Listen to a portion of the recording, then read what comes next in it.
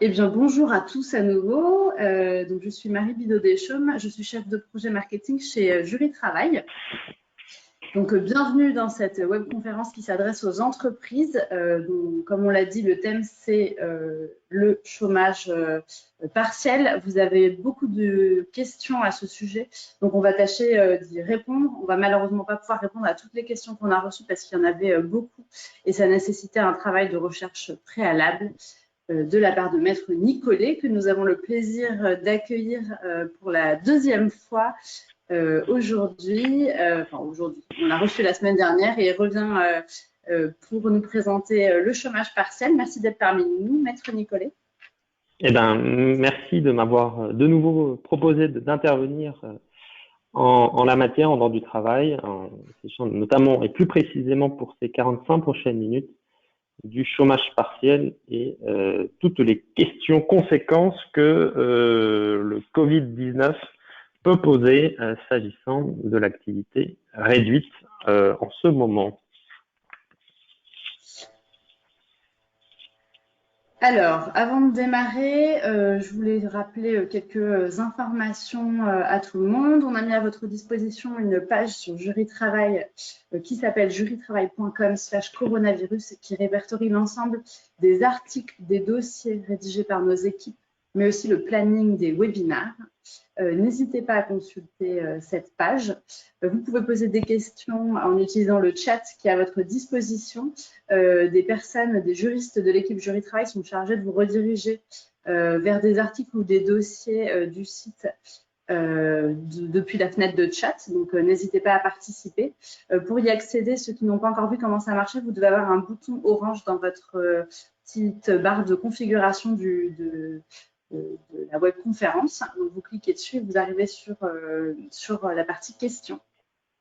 Et si jamais vous avez besoin de conseils juridiques plus poussés parce que votre question n'a pas pu être abordée durant cette webconférence, nous vous invitons à contacter Maître Nicolet. On a mis ses coordonnées normalement que vous devez voir apparaître sur votre écran, donc n'hésitez pas à le contacter. Et on va commencer tout de suite avec les questions que vous nous avez envoyées, qu'on a organisées en différentes thématiques. Elles ont été très nombreuses et souvent très précises. On a essayé de reprendre celles qui étaient le plus souvent posées. Mais voilà, comme je vous disais en introduction, on n'a pas pu forcément les mettre toutes parce qu'elles étaient vraiment très nombreuses.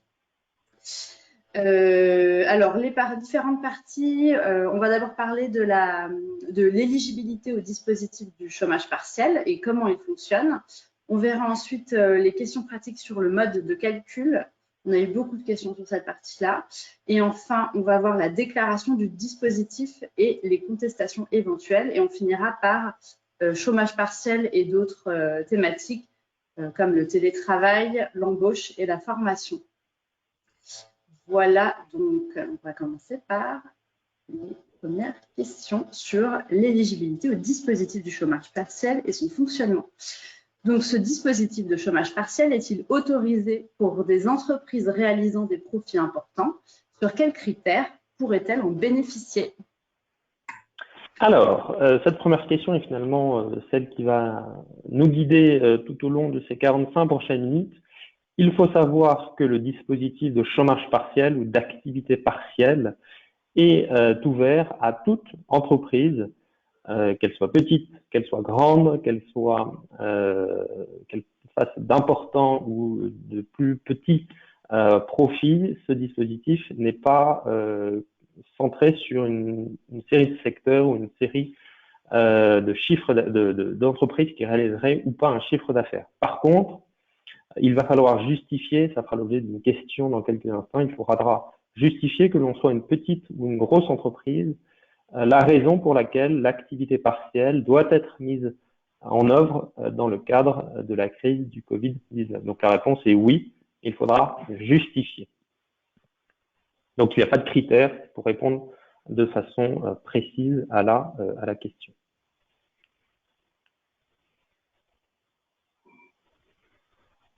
Ah, je vous entends plus là. Oui, c'est parce que je coupe mon micro pour éviter les interférences et j'oublie à chaque fois, mais c'est bon, je l'ai rallumé. Donc, pas de critères économiques ou financiers, mais simplement des critères de l'impact de la crise du Covid-19 sur le ralentissement de l'activité économique. Merci beaucoup. A-t-on obligation de mettre tous les salariés au chômage partiel ou est-il possible de n'en mettre qu'une partie? Alors, il est possible de réduire l'horaire de travail pour une équipe ou pour une unité de production et dans le même temps de suspendre pour une autre équipe ou une unité de production, de suspendre totalement l'activité. Autrement dit, dans l'entreprise, si je n'ai aucune unité de production, eh bien, l'activité partielle est une mesure collective, elle s'applique à tous. Par contre, si au sein de mon entreprise, j'ai des équipes ou j'ai des unités de production, je peux, en tant que chef d'entreprise, décider que telle équipe sera en activité partielle totale, c'est-à-dire suspension d'activité, tandis que l'autre, parce qu'il reste un petit peu de travail à faire, tandis qu'une autre unité ou qu'une autre équipe peut être en activité partielle et faire alternativement et individuellement du télétravail ou du travail pour le compte dans l'entreprise. Donc la réponse est oui, si tant est, encore une fois, qu'il y ait plusieurs unités ou plusieurs équipes au sein de la même entreprise. Très clair, merci. Alors, la prochaine question, pouvons-nous placer des VRP multicartes en chômage partiel? Alors là, la réponse est plus simple et plus courte. Le VRP est considéré, enfin du moins est soumis à la législation du travail, au code du travail. L'activité partielle visant tous les salariés, la réponse est oui, le VRP multicarte rentre dans la catégorie du personnel qui peut ou qui pourrait être mis en activité partielle. Merci. Un président de SAS et son directeur général non cotisant à Pôle emploi peuvent-ils bénéficier de ce dispositif? Alors là, la réponse est à l'opposé. Je pars du principe que le président de la SAS n'est pas forcément salarié, que son directeur général n'est pas forcément salarié. Et dans ce cas de figure, si le président de la SAS ne cumule pas un contrat de travail, il ne peut pas bénéficier de l'activité partielle. À l'inverse, si le directeur ou le président de la SAS est également salarié de cette même entreprise, il peut bénéficier, parce qu'il est salarié, de l'activité, de la mise en place de l'activité partielle. Le seul mandat social ne suffit pas à lui permettre de jouir de l'activité partielle. Il convient qu'il soit également soumis à un contrat de travail, enfin du moins qu'il dispose d'un contrat de travail. Très bien, merci. Alors, certains de nos internautes se demandent si l'activité partielle peut comporter des périodes de travail. Alors, c'est tout l'intérêt de l'activité partielle. Il faut distinguer deux processus. Soit l'activité est totalement suspendue. On vise notamment depuis le 16 mars ou même le 14 mars, tous les établissements qui reçoivent du public, notamment les restaurants. Là, l'activité est suspendue. Je ne peux pas faire travailler mon salarié. Par contre, on peut imaginer, c'est le cas de certaines entreprises, de mettre en activité partielle mes salariés, mais parce qu'il y a un résidu d'activité économique, je leur fais travailler et je leur demande de travailler. Il faut que ça soit clair entre lui et moi, tel jour, de telle heure à telle heure. Donc oui, pour répondre à la question, l'activité partielle peut engendrer une activité moindre de la part du salarié. Alors, la prochaine question, faut-il l'accord d'un salarié protégé pour le placer en activité partielle? Alors, c'est une dérogation, qui a été mise en place par l'ordonnance du 27 mars 2020, donc uniquement liée à la crise du Covid-19. La réponse est non. Exceptionnellement, l'activité partielle, la mesure d'activité partielle va s'imposer aux salariés protégés sans que l'employeur n'ait à recueillir son accord, mais dès lors que la mesure d'activité partielle affecte tous les salariés de l'entreprise où il travaille ou de l'équipe à laquelle il est rattaché. Autrement dit, je suis employeur, je considère que cette équipe doit être mise en activité partielle. figure dans cette équipe un salarié protégé, puisque la mesure va concerner tout l'effectif de cette équipe. Je n'ai pas besoin de l'accord du salarié protégé pour mettre ce dernier en activité partielle. Parfait. Alors, un salarié en arrêt maladie pour garde d'enfants ou arrêt maladie réel peut-il être placé en chômage partiel? Alors, je vais essayer d'être assez clair pour nos auditeurs parce qu'il faut distinguer deux situations comme finalement le fait la question, le salarié qui est en arrêt maladie ou le salarié qui, dans le cadre là aussi de la crise du Covid-19, a été contraint de prendre un congé garde d'enfants. Le principe est le même pour les deux situations. Le salarié ne peut pas avoir plus que ce qu'il aurait eu s'il avait été mis en activité partielle. Je m'explique. Si le salarié est en arrêt maladie, eh bien, ce salarié va être indemnisé jusqu'à la fin de l'arrêt maladie qui lui a été prescrit par son docteur, par son médecin. Et si l'employeur lui verse un complément, il doit être ajusté, ce complément de salaire, pour ne pas dépasser ce que ce salarié aurait perçu s'il avait été mis en activité partielle. Autrement dit, le salarié en arrêt maladie ne peut pas recevoir plus qu'un salarié, qu'un de ses collègues, placé en activité partielle. Lorsque l'arrêt maladie prend fin, eh bien, il basculera automatiquement et si la mesure d'activité partielle persiste, ce salarié, à J+1 de la fin de son arrêt maladie, bascule en activité, du moins il bascule sous le régime de l'activité partielle. Ça, c'est celui qui est en arrêt maladie. Maintenant, le salarié qui a pris un arrêt pour garder son enfant, cette section se divise là aussi en deux réponses. Soit l'entreprise dont dépend le salarié a totalement fermé. On prendra là aussi l'hypothèse d'un restaurant. Et bien dans ce cas-là, l'entreprise ferme, l'arrêt pour garde d'enfant du salarié cesse et ce salarié est placé en activité partielle. D'accord ? J'ai pu, sur le site du ministère du Travail, lire que à ce principe, existe une dérogation en temps exceptionnel. L'employeur pourrait attendre la fin de l'arrêt de la garde d'enfants pour le mettre en activité partielle. Autrement dit, je résume, l'établissement, l'entreprise ferme. Le principe, c'est que le salarié pourrait avoir pris un arrêt pour garder son enfant bascule sur le schéma de l'activité partielle, sur le régime de l'activité partielle. Une dérogation existe qui permet à l'employeur d'attendre la fin de l'arrêt pour ensuite basculer ce salarié sur l'activité partielle. Seconde hypothèse, l'entreprise est en activité partielle mais n'a que réduit son activité. Et dans ce cas-là, ça revient à dire ce que nous disions s'agissant de salariés mis en arrêt maladie. Je ne peux pas, du moins le salarié ne peut pas cumuler des indemnités journalières pour garde d'enfants et des indemnités au titre de l'activité partielle. Dans ce cas-là, eh bien, l'employeur attend l'arrêt, la fin de l'arrêt de travail pour garde d'enfants pour ensuite, de la même façon, placer son salarié en activité partielle. Donc, le principe, c'est je ne peux pas, moi, salarié, percevoir plus que ce que j'aurais dû avoir si je n'avais pas été mis en arrêt maladie.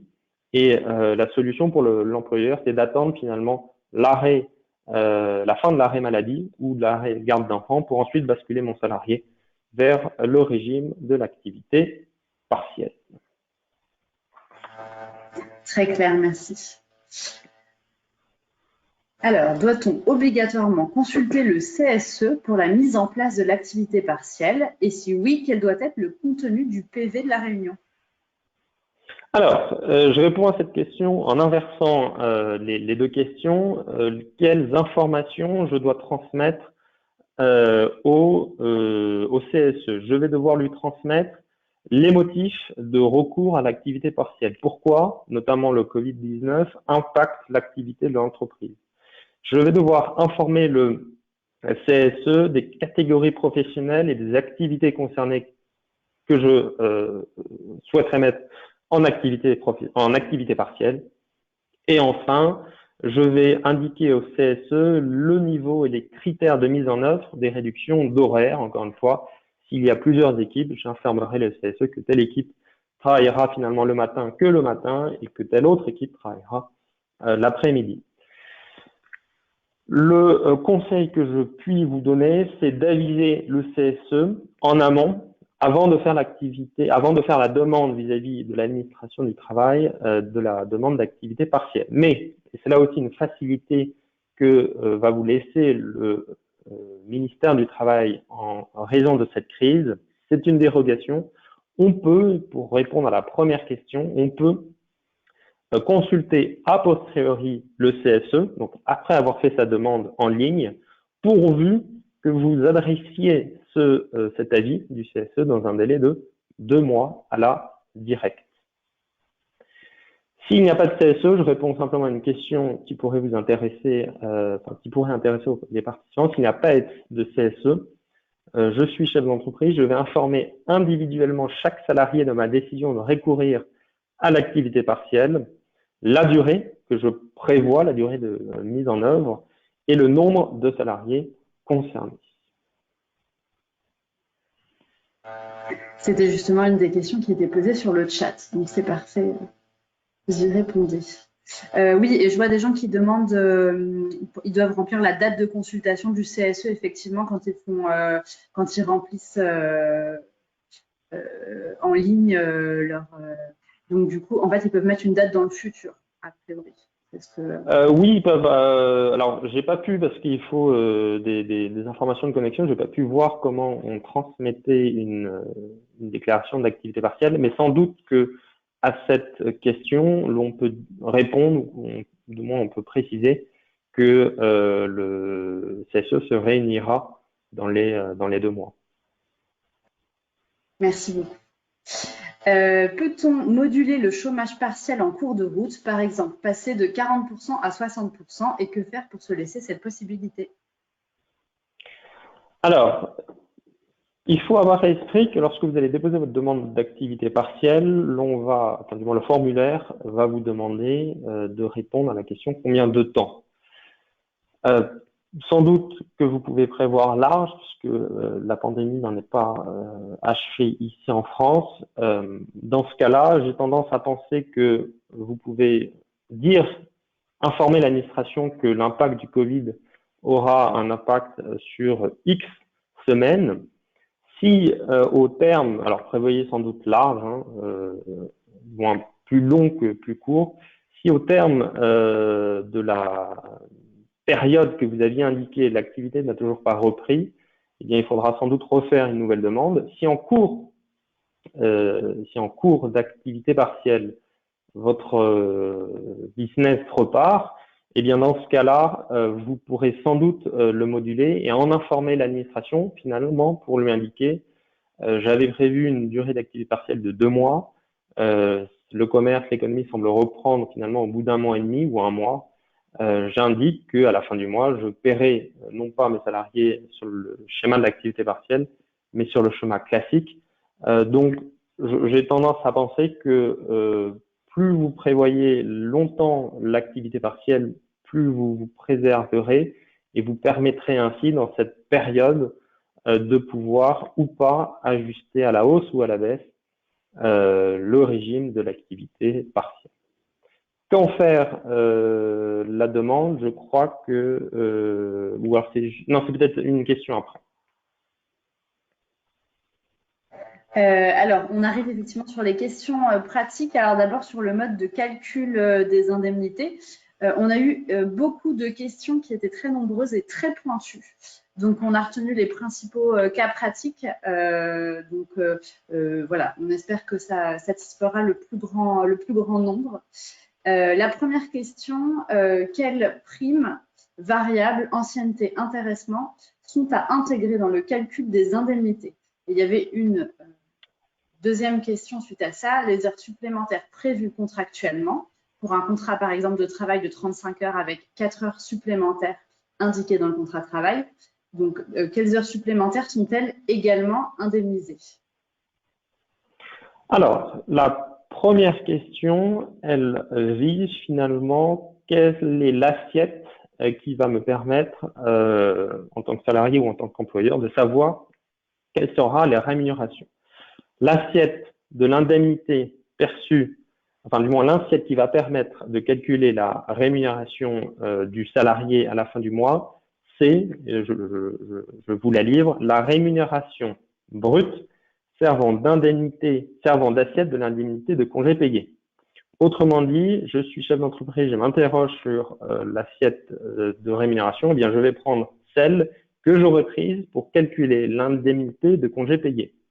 Et dans cette assiette-là, eh bien, je vais prendre en considération toute la rémunération qui sert de base à l'indemnité de congé payé, autrement dit, donc le salaire, les primes, les majorations pour heures supplémentaires, tout ce que le salarié aurait perçu si, au cours de la période de référence, ici encore une fois, l'activité partielle n'avait pas été mise en œuvre. J'ai tendance à penser que la prime, enfin du moins les intéressements ou les primes variables doivent être intégrées, que l'intéressement ne doit pas être intégré et que la prime pour ancienneté, si elle est versée pour l'année entière, elle n'est pas à prendre en considération. Donc encore une fois, l'indemnité, comment je la calcule? C'est l'assiette qui est assise sur la rémunération brute de l'indemnité de congé payé.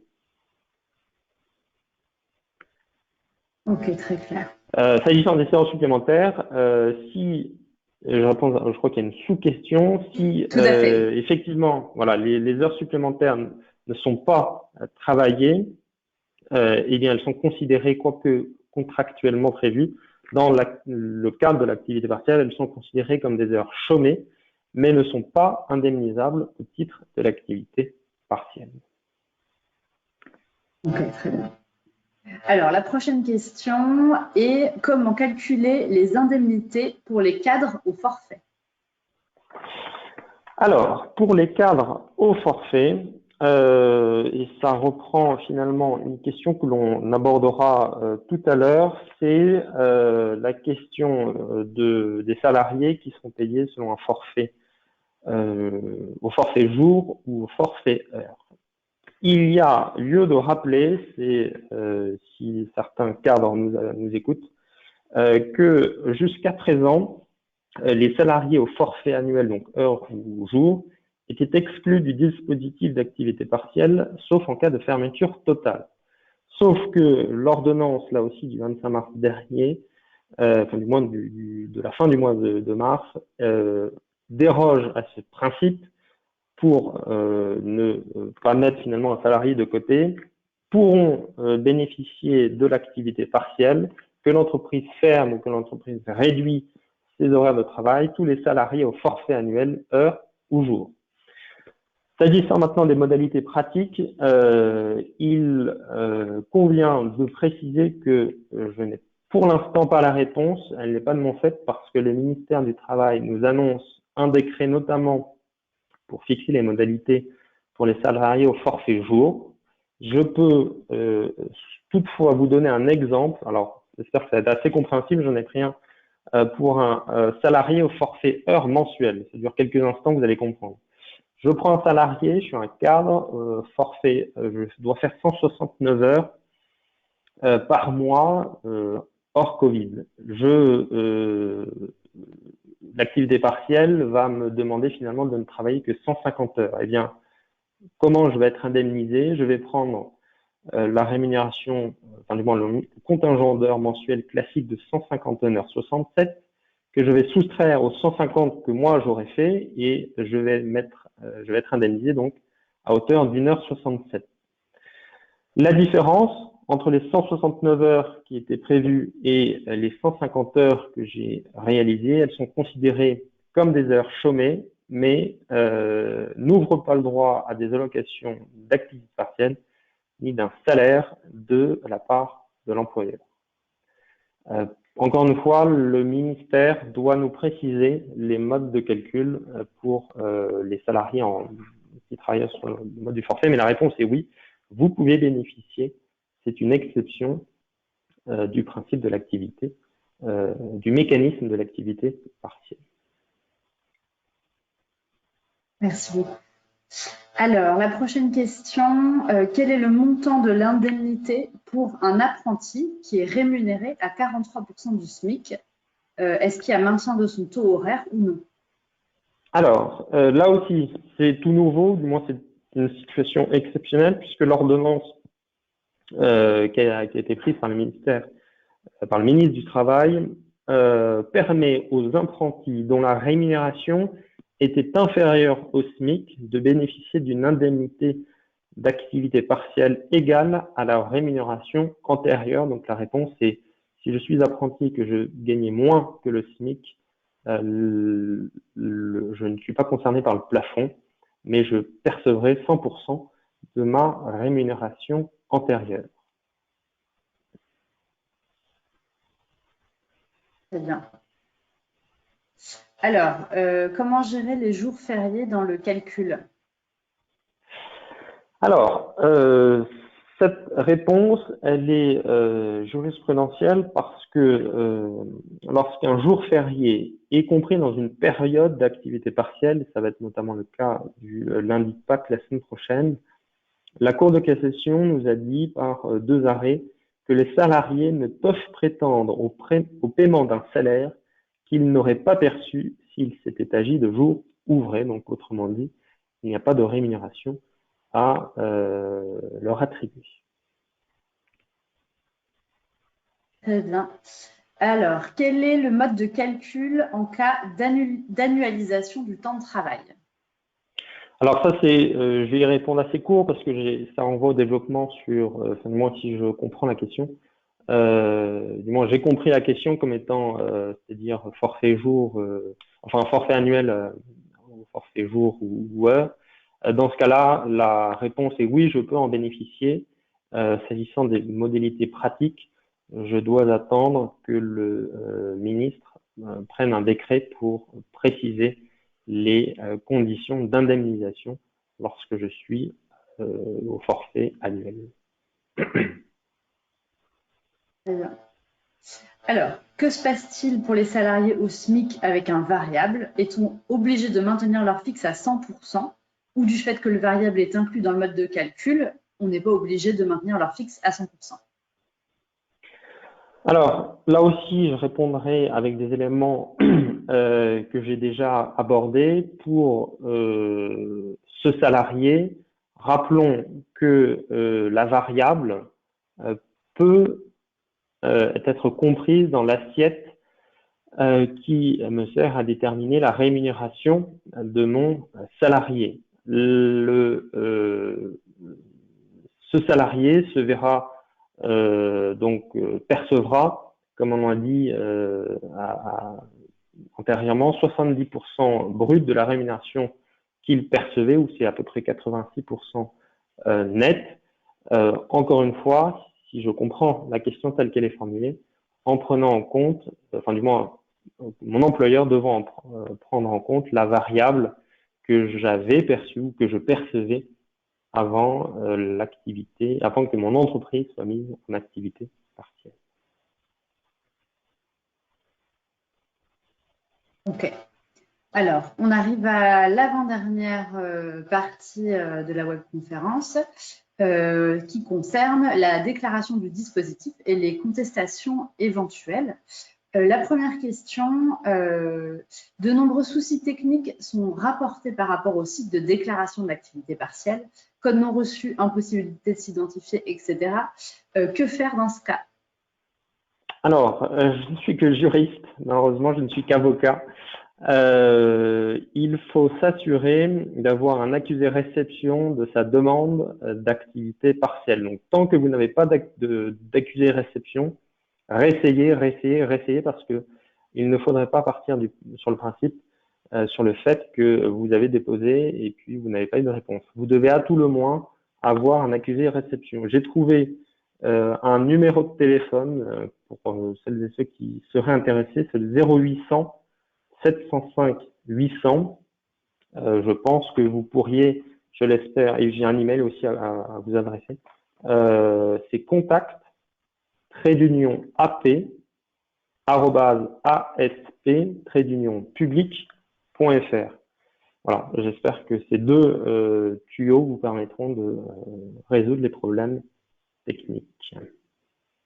Parfait, on le communiquera dans le chat également. Puis de toute façon, vous aurez la vidéo disponible pour les participants, donc vous aurez toutes les informations. Alors, j'ai quelqu'un qui me dit sur le chat qu'après 21h, ça marche beaucoup mieux. Donc, j'invite les gens à peut-être se connecter plus tard. Alors, la prochaine question, est-on obligé de faire la déclaration tous les mois ou peut-on la faire en une seule fois à la fin du dispositif?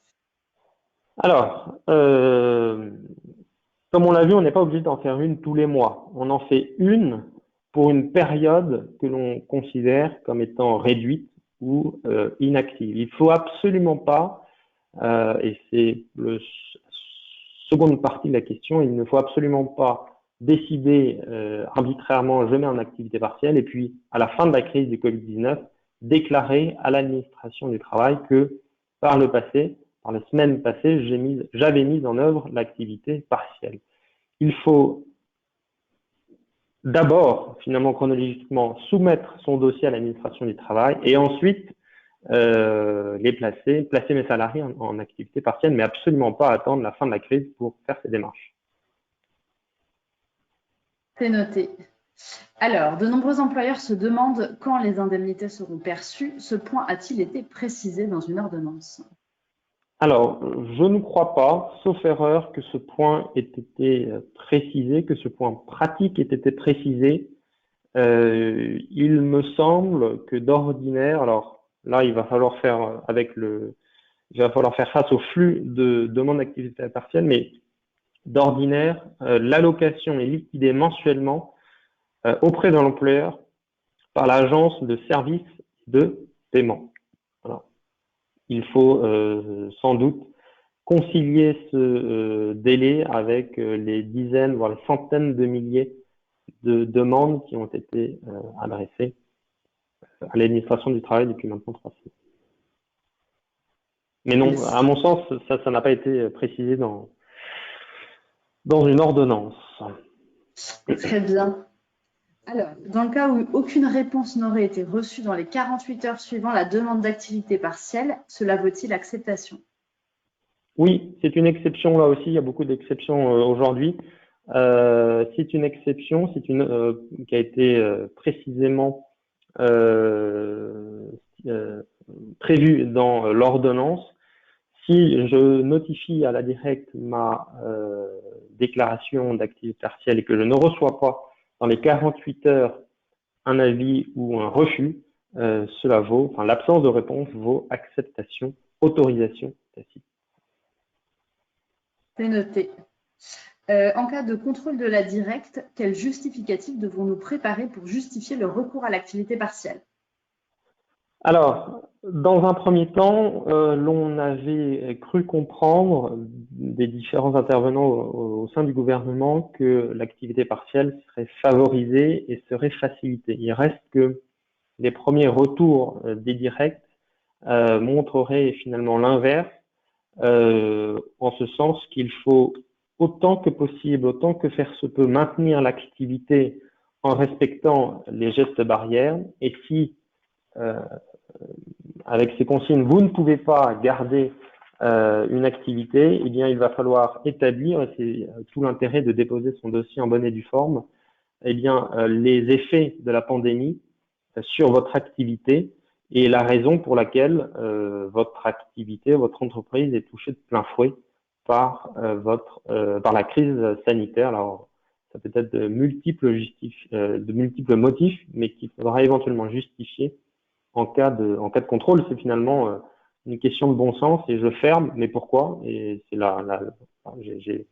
il faut documenter, il faudra préciser que les clients avec lesquels ou les fournisseurs avec lesquels je traite sont eux aussi fermés, que j'avais des commandes qui ne peuvent pas être réalisées, etc., etc. Parce que un point, l'activité partielle, si elle est frauduleuse, si elle est mise en place de manière frauduleuse, c'est un délit pénal. Donc, ne faites pas ça.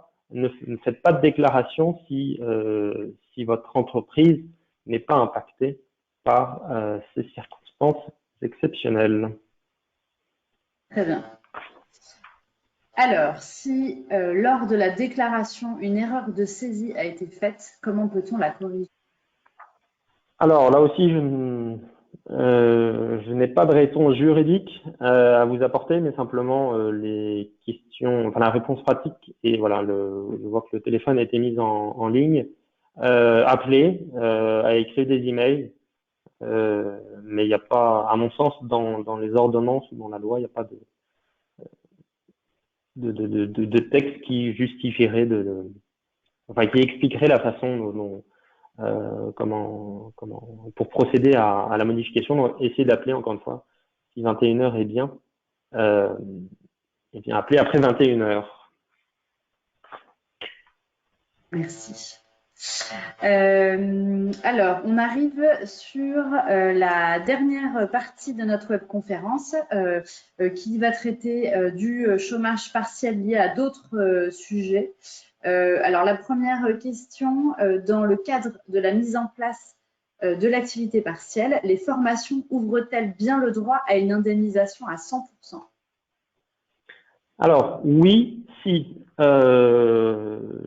Oui, il y a une indemnité qui est portée à 100% de la rémunération antérieure pour les actions de formation effectuées pendant l'activité partielle, si et seulement si elles ont été validées avant le 28 mars.